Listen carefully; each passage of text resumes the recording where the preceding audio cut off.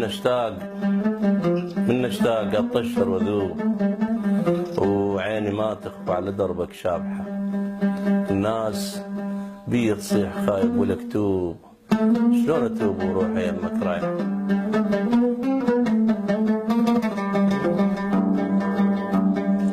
انا من اشتاق اطشر وذوب وروحي ما تخفى على دربك شابحة. الناس بي تصيح خايب والكتوب، شلون اتوب وروحي يمك رايحة. الناس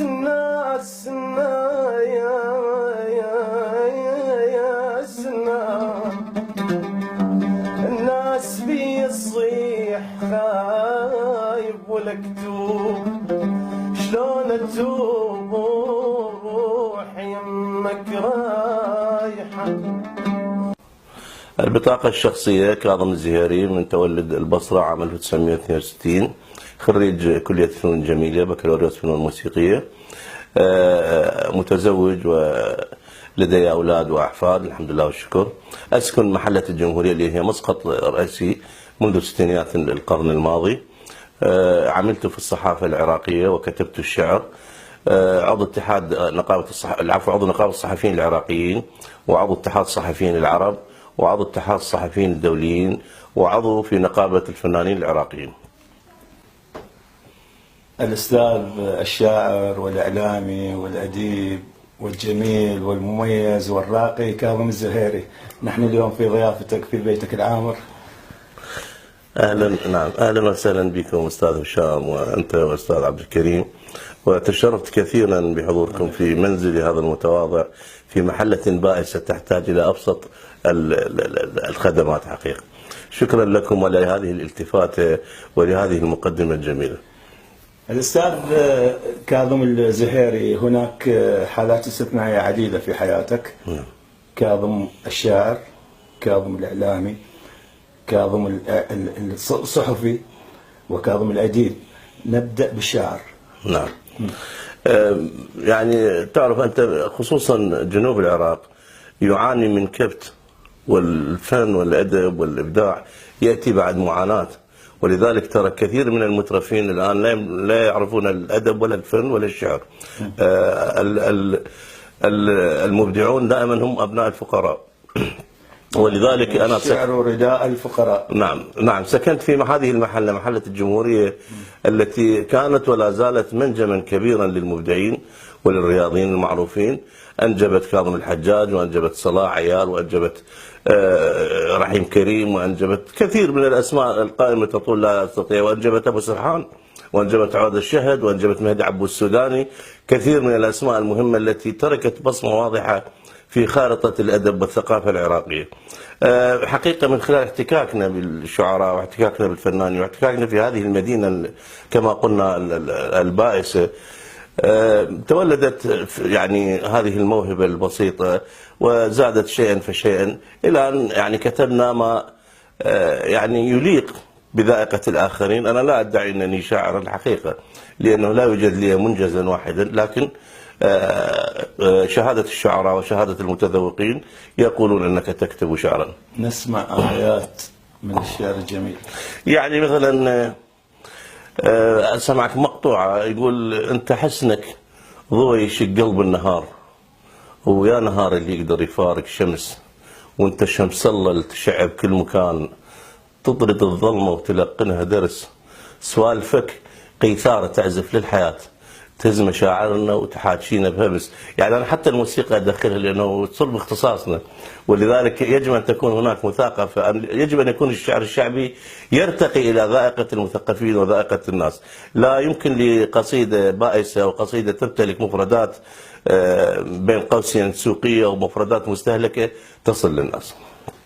من هي القيثارة التي عزف بها كاظم الزهيري في مراهقته، من هي المرأة التي في ذاكرته إلى الآن؟ طلع صرنا طلع بس. لا أكيد، يعني حقيقة أنا تزوجت في سن مبكر، تزوجت عام 1983. لكن القصيدة هاي كانت قبل لا كتبتها بعد. نعم. أكيد، يعني أم أولادي ورفيقة دربي اللي تحملتني في عصبيتي وفي. إذا اعتبره هروبها؟ لا طبعا، لا والله، لا مو هروب فعلا. يعني أنا بعيد كل البعد عن يعني قضية النساء وقضية، لأنه شلون تقول، أعشق بيتي، ولذلك شوفني ما أطلع من البيت أنا. يعني قليل الخروج من البيت إلا إذا كان واجب اجتماعي أو مناسبة ثقافية أو دعوة لمناسبة لأحد الأصدقاء.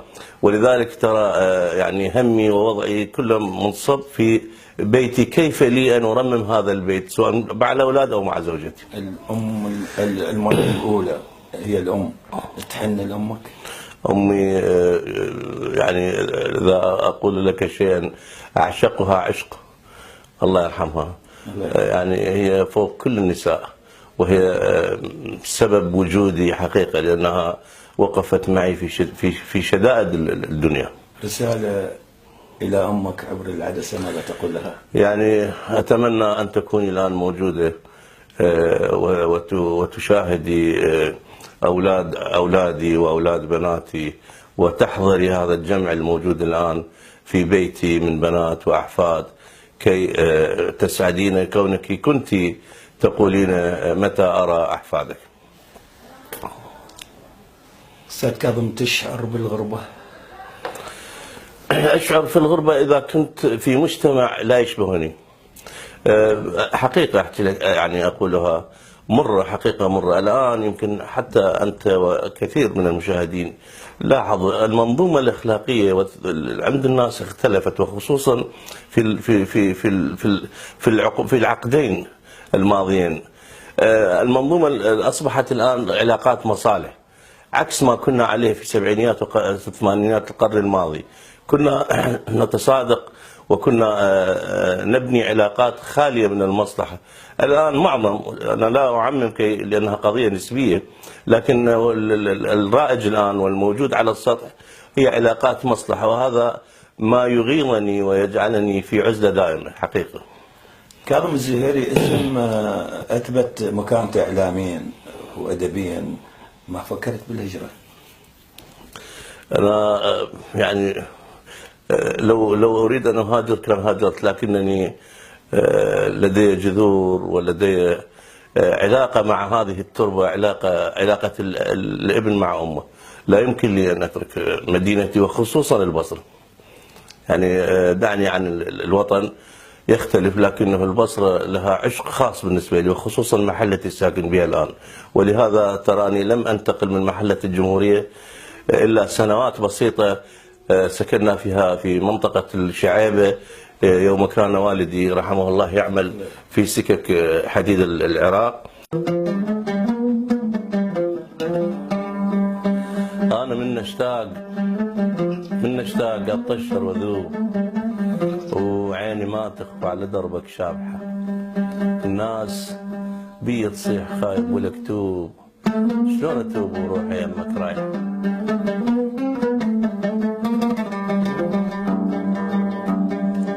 أنا من اشتاق أطشر وذوب وروحي ما تخفى على دربك شابحة. الناس بي تصيح خايب ولكتوب، شلون أتوب وروحي يمك رايحة. الناس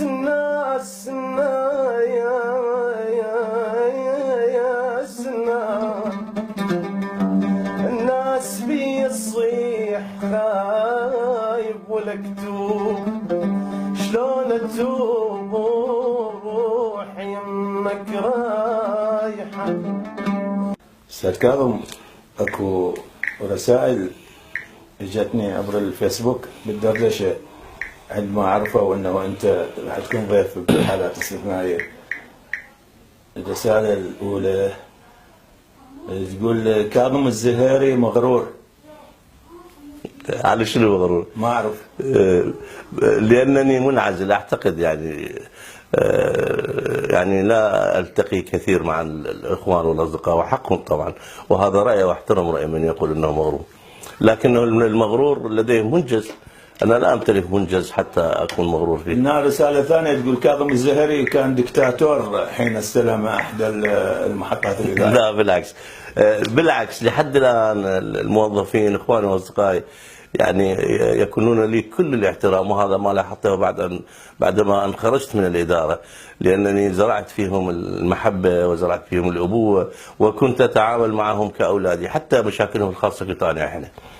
يقول كاظم الزهيري يحب المناصب ويحب الكرسي، يعشق الكرسي. لا بالعكس، عرضت علي مناصب عديده لكنني لا اعشق المنصب، اعشق محبه الناس فقط. سعد كاظم مال الرسائل كذب، ما مفتوح التليفون. اقول انا اريد استفزك. لا ما اشوف رده فعلك. لا بالعكس انا احترم رايك. سعد كاظم متواضع وراقي وشفاف وهذه يعني صفاته. سعد كاظم تخاف الموت؟ والله يا اخي هو الموت لابد من شنو فلسفه الموت عندك؟ بدايه نهايه؟ والله اعتقد يعني الموت هي يعني بدايه النهايه، لانه اذا كنت تمتلك ارث ثقافي وادبي واولاد صالحين اعتقد انها نهايتك لكنها بدايه ذكراك. شنو كتبت عن الغربة، عن الموت؟ والله ما كتبت عن الموت ولا عن الغربة حقيقة، أنا كتاباتي شفافة وبسيطة، يعني حتى أغاني وطنية كتبت، غنى لي مثلا الفنان كريم منصور. حلو. سلاما يا وطن. نسمعها. يقول سلاما يا وطن والله وسلامات، بسماك مأمن الظل الحمامات، بوطن غيرك ما نقبل، تصير أحلى من الأول، وشعبك ردد باسمك صلوات. الله. يعني الى اخره، بها مقاطع جميله، طبعا هي من الحان الفنان الكبير كاظم فندي، واداها الاخ الفنان المبدع كريم منصور، وغنى لي الفنان ماجد حسين يعني من اهل الناصريه، كان مشترك من ضمن الفائزين في برنامج كان يقدم في السومريه للمواهب اعتقد. صوت جميل من الناصريه، غنى لي هم عراق الخالدين اغنيه وطنيه. محمد هادي الملحن لحن لي وبريت، وقدم في قاعة الرباط في بغداد. حلو. نعم. لحن لي كاظم قزار، لحن لي خلف الجوهر، لحن لي طارق شعبان، أجمل الأغاني لحن لي. اللي هي واحدة من أغاني طارق شعبان اللي لحنها يقول أنا يا صاحبي ما عندي وجهين.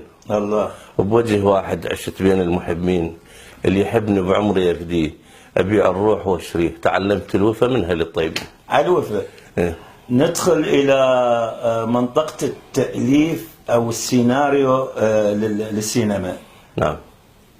في فترة ما اتصل بي كاظم الزهيري. نعم. وقال لي أن النص الذي أنت يعني نعم. في بداية كتابته هذه الفكرة مالتي، قال لي بالحرف الواحد. أي.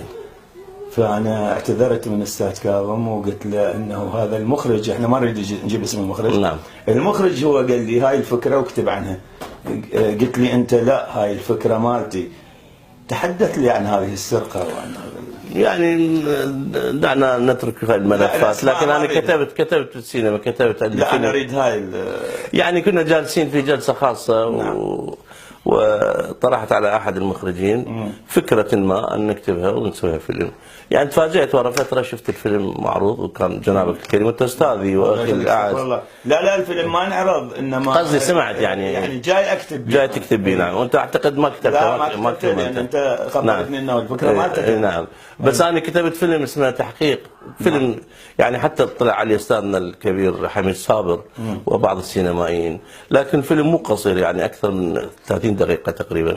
يراد له امكانيه ويراد له عمل، وفكرته بسيطه جدا، وموجود الفيلم لكنه ما تنفذ حقيقة. شلون دخلت منطقة السيناريو بعد احنا ندحش اي نعم. لا يعني مو يراد لها خلفية يعني معلوماتية ثقافية. انا اتابع كثير واقرا كثير حقيقة يعني، وعلاقتي مثلا بجنابكم الكريم وعلاقتي ببعض السينمائيين وعلاقتي يعني بعض الكتاب اكيد يعني تنطيك فد شلون دافع او تنطيك فد درجات للوصول حتى ولو بشيء بسيط لهذه الكتابة.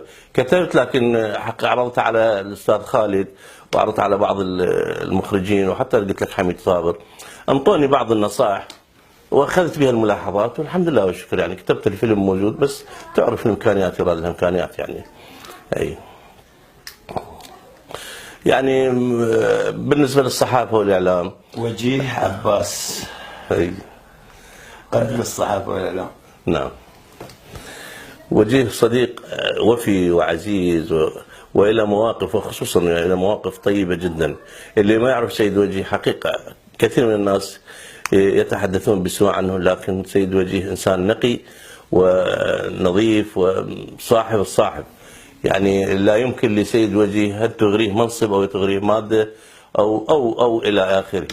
علاقتي بسيد وجيه قديمة، وهو أخ عزيز وغالي، وعند ما يزور البصرة يكون يمي في هذا البيت المتواضع. حتى كثير من الناس يعرضون عليه أن يعني يكون في فندق راقي، يقول لهم أنا بيت كاظم أشعر براحة وأشعر. وعنده أصدقاء بالبصرة كثيرين. أوجه التشابه بينك وبين وجيه عباس؟ يعني أوجه التشابه أنا مو يعني أريد أساوي السخرية بالكتابة. طبعا هو أفضل من عندي حقيقة لأنه هو كاتب حاذق.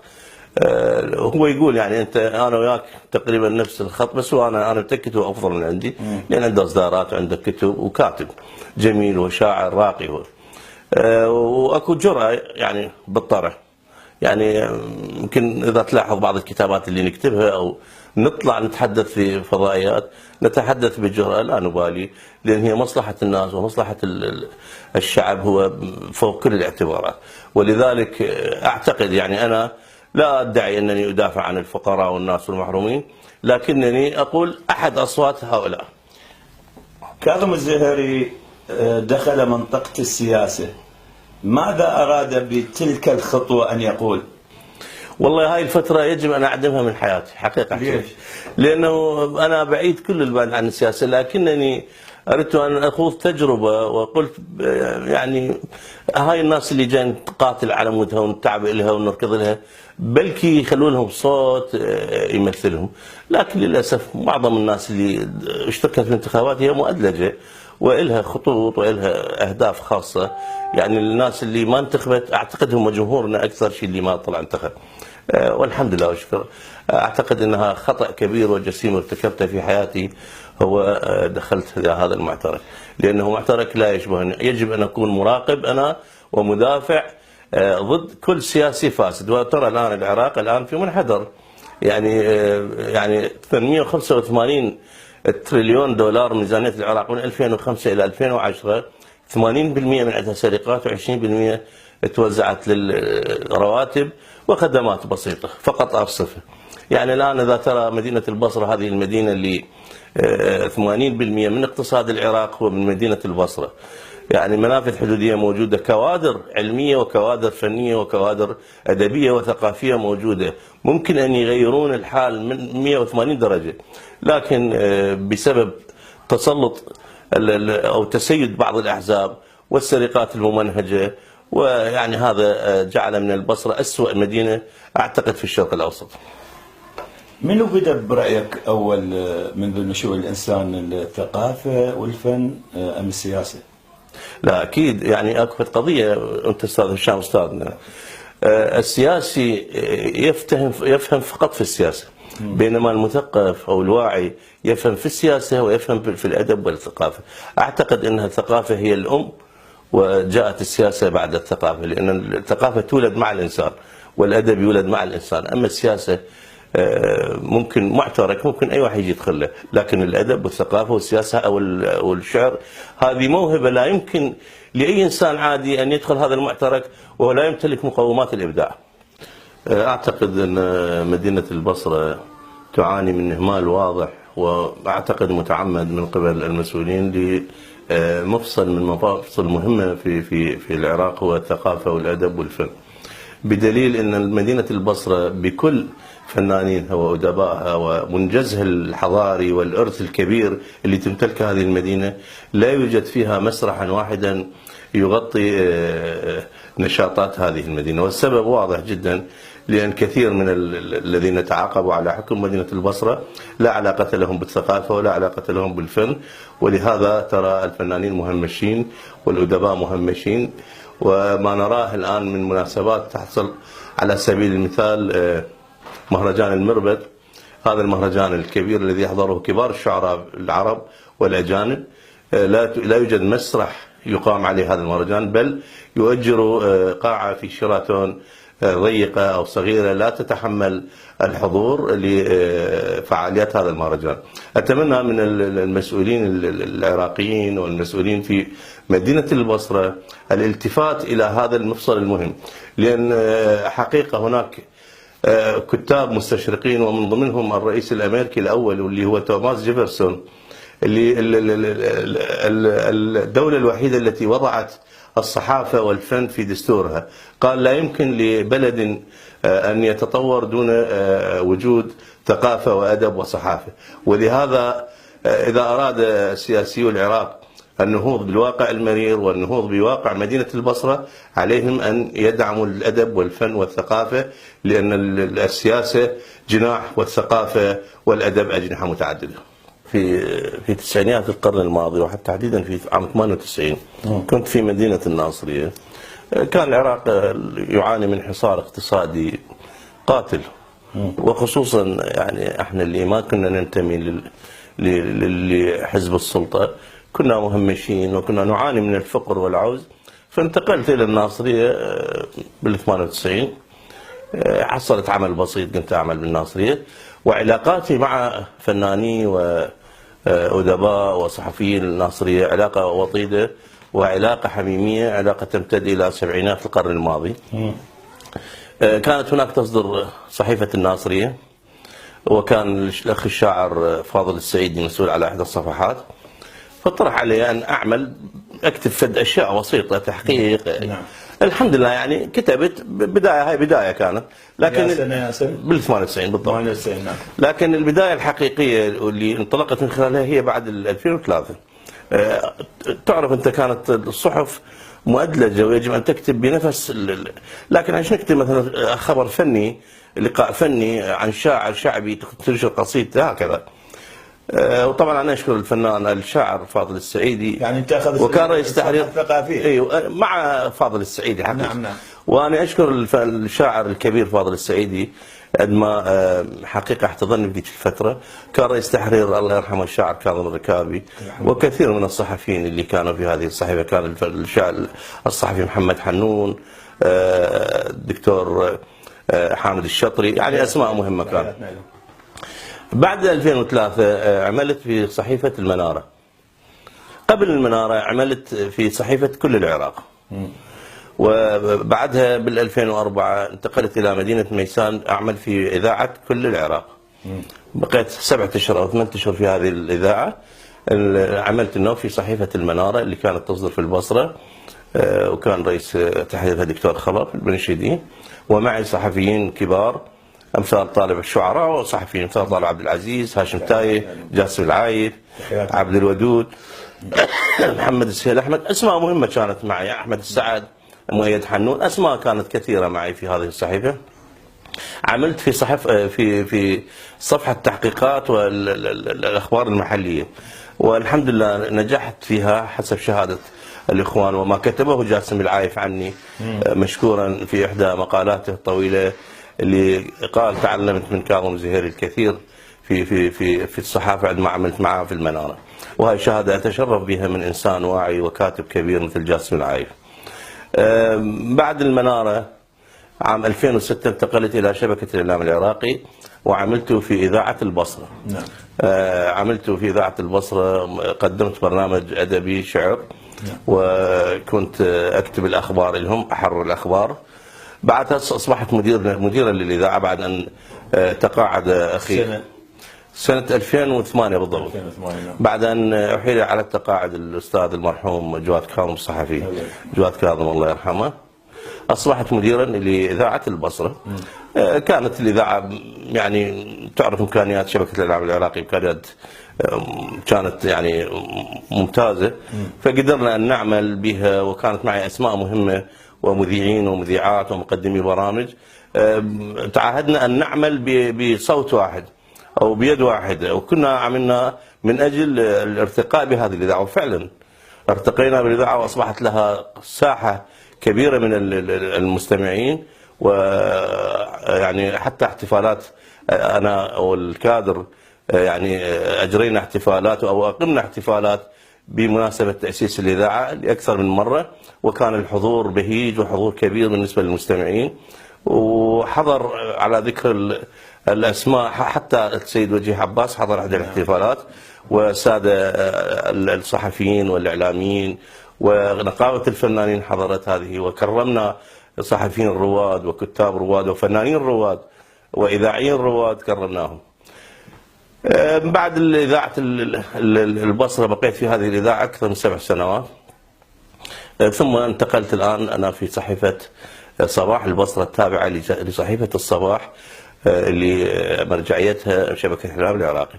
الآن أنا مسؤول على صفحة التحقيقات، أكتب تحقيقات في هذه الصحيفة، والحمد لله والشكر بشهادة الزملاء المهنيين اللي معي يعملون، وخصوصا رئيس تحرير الأستاذ علي حنون، رجل خريج إعلام وكاتب وصحفي رياضي وصحفي حاذق، ومعي أدباء يعني مثل أبو هند الأستاذ قاسم الشاعر، ومحمد السهيل، وصالح أبو أحمد، وسيد نجاح الجبيلي، و يعني أسماء مهمة. أعتذر إذا ما ذكرت اسم أحدهم لأنه الذاكرة غير حديدية، الذاكرة هشة. أي الآن كما قلت لك أعمل في هذه الصحيفة، والحمد لله يعني، بالإضافة إلى أني لدي كتاب قيد الطبع إن شاء الله، اسمه هو أنا تعرف كان عندي عمود ثابت أكتب في اسمه زهيريات، بس العنوان هو مقالات في الزمن الصعب. يعني هي هاي الأعمدة اللي كانت بالصحف اللي أنت كاتبها يعني ضميتها في كتاب؟ في كتاب إن شاء الله صممه لي الأخ صالح أبو أحمد، صالح الجادرشي، وكتب مقدمة لي عبد الكريم العامري ووجيه عباس، من أجمل ما كتبه حقيقة، وأتشرف بهؤلاء الكتاب. المقالات جريئة جدا. ليش سميناها مقالات في الزمن الصعب؟ لأنه هذا الزمن حقيقة يعني شرعنا وفيه كل شيء، القتل وغيره، لكننا نكتب لأجل الإنسانية ولأجل الناس ولأجل هذا الوطن اللي حقيقة يعني لم يهدأ منذ سنين بسبب حماقات ومراهقات سياسية. لمن تقول شكرا؟ أقول لي شكرا أولا لكل من نصحني ووضعني على الجادة الصواب، وأقول شكرا لوالدتي الله يرحمها، وأقول شكرا لأولادي وزوجتي وبناتي، وأقول شكرا لكم على هذه الالتفاتة الجميلة، وأقول شكرا لكل إنسان وطني يعشق تربة العراق. لمن تقول آسف؟ لكل من أسئت له، وأنا لا أعتقد أسئت لأحد، لكنني ممكن جدا أن تسيء بدون أن تقصد. أقول آسف لكل صديق أو حبيب أو يعني مواطن أسئت بحقه، آسف، وممكن أن أقبل جبينه.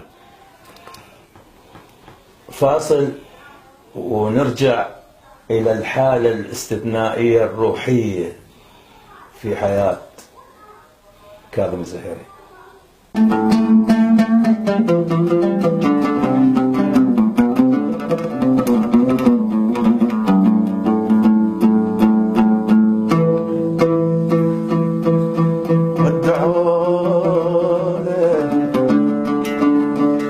وقالوا اسبوع ونغيب لعيونكم، فارقونا وقالوا الدنيا غريب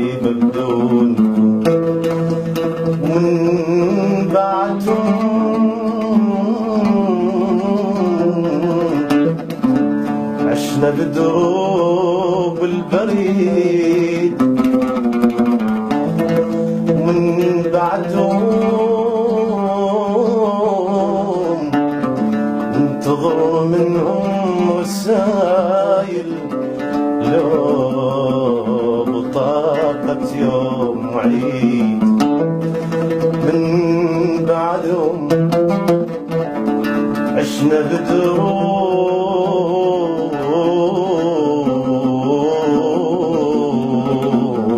البريد. من بعدهم ننتظر منهم رسايل لو بطاقة يوم عيد. حسين كاظم الزهيري، فنان مسرحي، موسيقي، كاتب. الله يسلمك.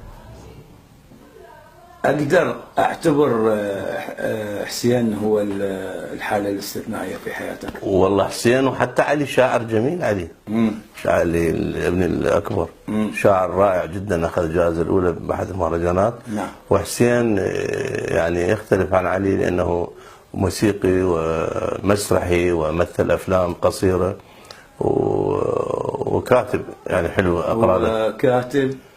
أنت كاتب، هو كاتب. أنت خريج قسم الموسيقى. نعم. هم عود فنون جميلة. عود. اي هي موسيقى عامة يعني. هو اعتنق الموسيقى. أنت شاعر، هو شاعر. بعد هي بالوراثة.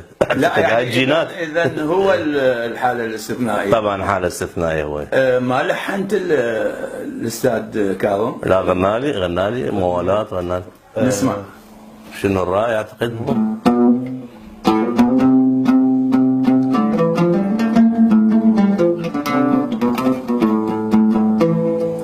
شنو الرأي تطشر خرز عمره وما يلم بجاي. الله. تمنيتك نهار وتنطريتك فيه ثار انت حماد تريد قطرة ماي. ثار انت حماد تريد قطرة ماي. ثار انت حماد تريد قطرة ماي. بربو، أنت الآن مقيم أين؟ ألمانيا. شنو دعاك للهجرة؟ يعني الظروف اللي يمرها، ضياع مستقبل الشباب. فكرت أن أهاجر. ما منعك أبوك؟ يعني أكيد كل أب ما يحب ابتعاد أولاده، خصوصا بهذا الظرف اللي يمر به البلد بحاجة إلى الشباب. لكن حاولت أن أقنعه من أجل إيجاد مستقبل. أعتقد أنت قبل يومين أجيت من ألمانيا. أشوف ردت روحه. أستاذ كاظم، بما أنك خريج قسم الموسيقى، نسمع بالعود. يعني أنا تعرف ترى تارك، يعني هو تارك لأنه شلون يعني أنت طبيت لقسم الموسيقى لأجل الشهادة أو؟ لا، أنا كنت أعزف طبعا. والفضل الأول والأخير للأستاذ الراحل ذياب خليل، كان يدرسني اجتماعيات المتوسطة. هو اللي زرع الفن بي، هو وكاظم قزار. يعني انا كاظم قزار نفس الجيل تقريبا. يسراوي؟ بس بس كاظم قزار طارق شعبان. اي انا طارق شعبان. زين. يعني كاظم قزار بقى مستمر ويتمرن، والان كاظم قزار يعني انت واستاذ كاظم قزار كنتوا تلاميذ عدمن؟ عند الاستاذ ذياب خليل الله يرحمه.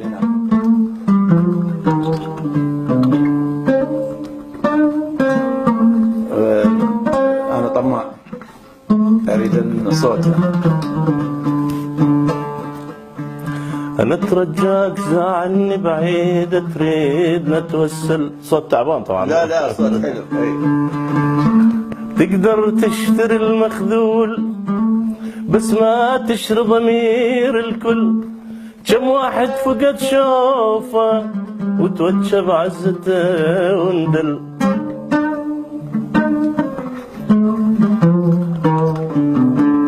كافي بعد. لا بدي اسمع صوتك حلو والله. لا والله كافي، ما تعبان. لا صوتك مش راقي.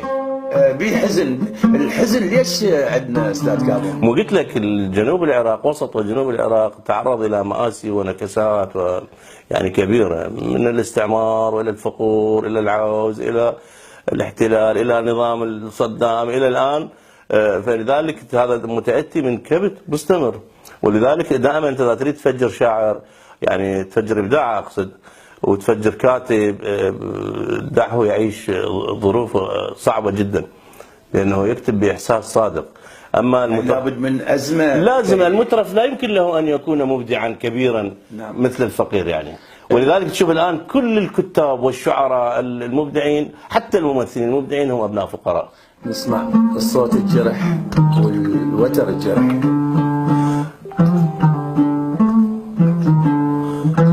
من حبيتك كل شي تغير، حبك صاير ضيم الأكبر. من حبيتك كل شي تغير، وحبك صاير هم الأكبر. أو الفرحة الما مرت بيه ألقاها ببيتك يومي. هي الفرحة الما مرت بيه ألقاها ببابك يومي. هي لا تزعل مني ومن تزعل من تزعل والله تحير. حلو. يعني مو كلش على كيف، لانه تارك العظيم. بعدين اللي كلماتك لا كلمات جبار النجدي. الحان كريم منصور اعتقد. لا انا اطمع بكلمات من عندك يغنين يوصلني لك. اياك اريد عاطفيه. اي انا من اشتاق اطشر وذوب حافظهم. وعيني ما تخفى على دربك شابحه.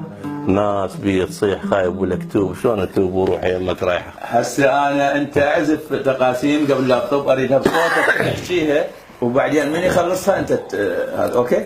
يلا.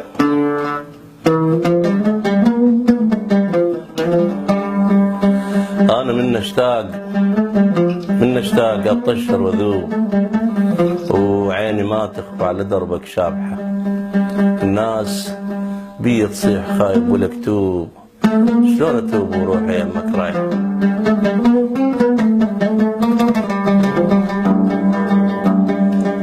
انا من اشتاق اطشر وذوب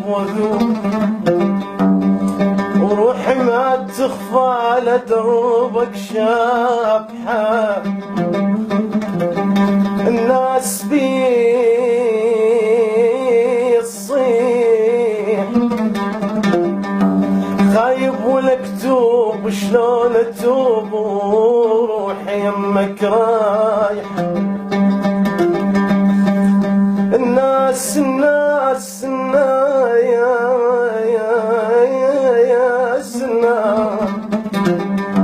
الناس بيصيح خايب والكتوب، شلون اتوب وروحي يمك رايحه. الاستاذ كاظم الزهيري، اعلنك الان وزيرا للثقافه في برنامج حالات استثنائيه. ماذا سيكون البيان الاول لك في منصب وزاره الثقافه بعد الكاميرا؟ يعني لا تقول البيان الاول ولو قبل البيان الاول يعني دعني ان اقول ان هذه قضيه مستحيله، لا يمكن لي ان اكون وزير الثقافه. لكن نفرض جدلا البيان الاول هو طرد كل الدخلاء الذين اساءوا للثقافه والادب في وزاره الثقافه، والاهتمام بالمثقفين والادباء والفنانين، لانهم عصب الحياه في هذه الدوله. بس لا شو تسوي بعد؟ ماذا ستفعل للفنانين، للمثقفين، للأدباء؟ قلت لك أكون أول الداعمين وأول الواقفين مع الأدباء والفنانين والمثقفين، وأكون عونا لهم. لا زلت موجودا، لأن من يهتم بالثقافة ومن يهتم بالأدب ومن يهتم بالفنانين هذا القيادي الحقيقي الذي يريد النهوض ببلد توالت عليه حكومات لا علاقة لها بالأدب ولا بالثقافة. همها الوحيد كان هو معظم الحكومات همها الوحيد كانت هي السرقات والانحدار بالوطن إلى المجهول.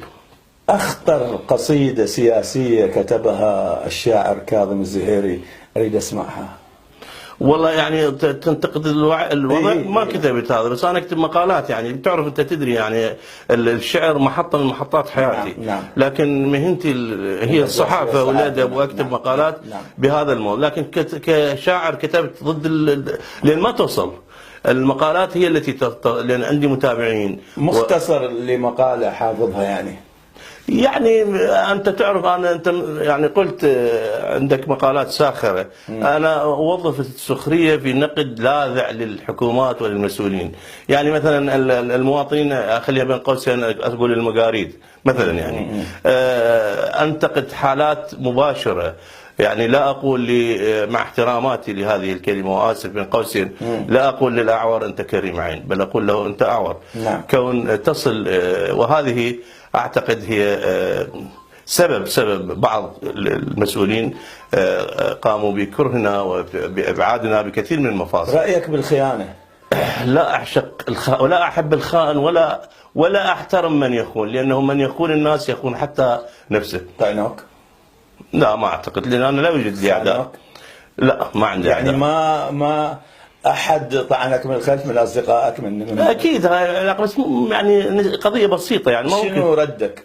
ردي أضحك أبتسم بوجه من يطعنني، صدق بالله. يعني ويجوز تتعجب أنت، بالعكس أتودد له أكثر كي يفهمه أنني أمتلك أخلاقا وقيما أكبر من مستواه. رسالة من الأستاذ كاظم الزهيري إلى المثقفين والفنانين في محافظة البصرة.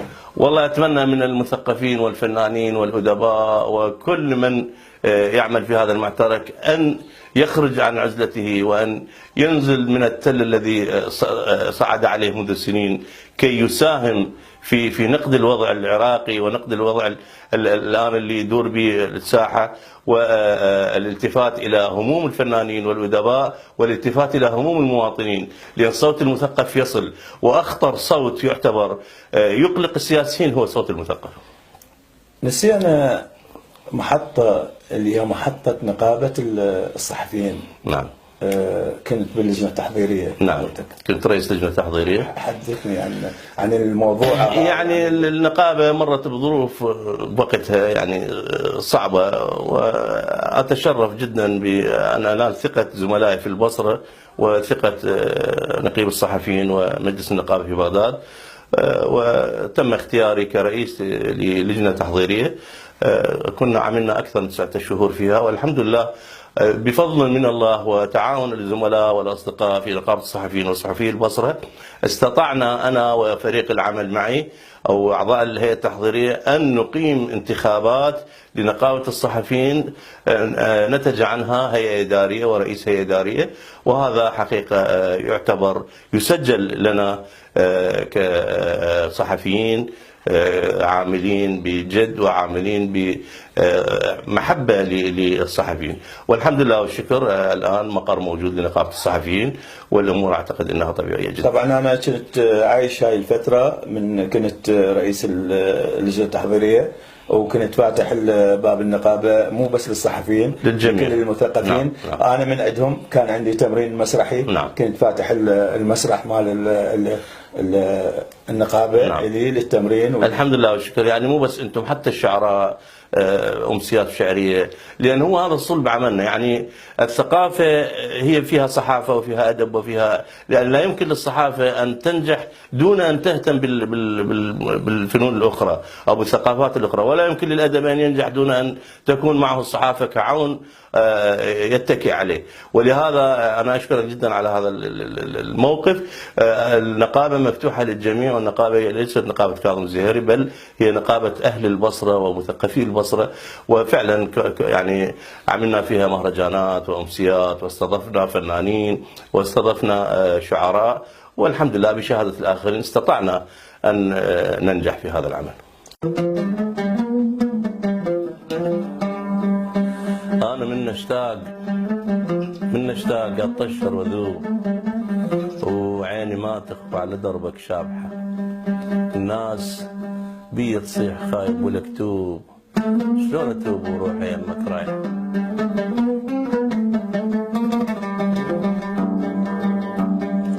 أنا من اشتاق أطشر وذوب وروحي ما تخفى على دربك شابحة. الناس بي تصيح خايب ولكتوب، شلون أتوب وروحي يمك رايحة. الناس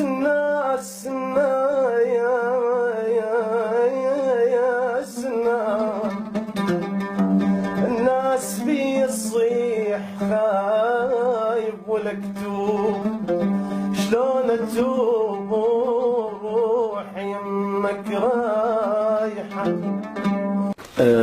طارق شعبان والأغنية الخليجية اللي لحنها لك. نعم، كتبت له أغنية باللهجة الخليجية للأستاذ طارق شعبان ولحنها، وجميل كان لحنها حقيقة. والأستاذ طارق يعني ملحن. شو تقول كلمات؟ تقول: تبغى ترحل بين أسباب الرحيل، أنت وسط العين ساكن، أنسى حبك مستحيل. كم تعمدت بعذابي ورغم كل هذا أنا باقي، أنت مملكتي وحياتي وعندي أكثر من دليل. تبقى موجود بكياني مهما عني تظل بعيد، وأغلى من روحي أحبك وهذا شيء مني أكيد. كم تعمدت بعذابي ورغم كل هذا أنا باقي، أنت مملكتي وحياتي وعندي أكثر من دليل. لا تشك فيني وتغالي وعني تاخذ الظنون، مطمئن كن يا حبيبي حبك أبدا ما يهون. كم تعمدت بعذابي ورغم كل هذا أنا باقي، أنت مملكتي وحياتي وعندي أكثر من دليل. هاي مقاصير يعني. جميل. يعني مذهبك بالعكس. طبعا هو هاي عائلون يعني. الأستاذ كاظم الزهيري، شكرا جزيلا لك.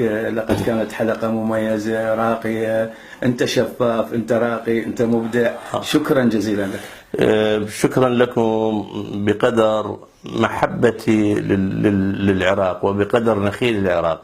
شكرا لكم بمشاعر جياشة، لأنكم حقيقة أنا أشكر هذا موقفكم أنت والأستاذ عبد الكريم أستاذي ومعلمي وصاحب الفضل الكبير لي في كلية الفنون الجميلة، وأنت أستاذ هشام أيضا أستاذي وأخي الأعز.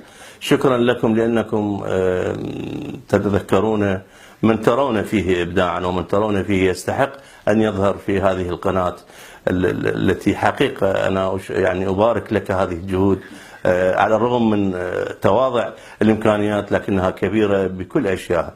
والأسماء المهمة التي ظهرت في هذه القناة أعتقد أنها كبار الفضائيات لم تستطع أن تقوم ما قمت به. شكرا جزيلا. شكرا لك أستاذ حبيب. حاولت أنا وما قدرت أخفي، تبقين أنت نقطة ضعفي، يفضحني صوتي من أتكلم، تلزمني العبرة وأتألم، مش ما أوصف، ما ينفع وصفي. تبقين أنت نقطة ضعفي.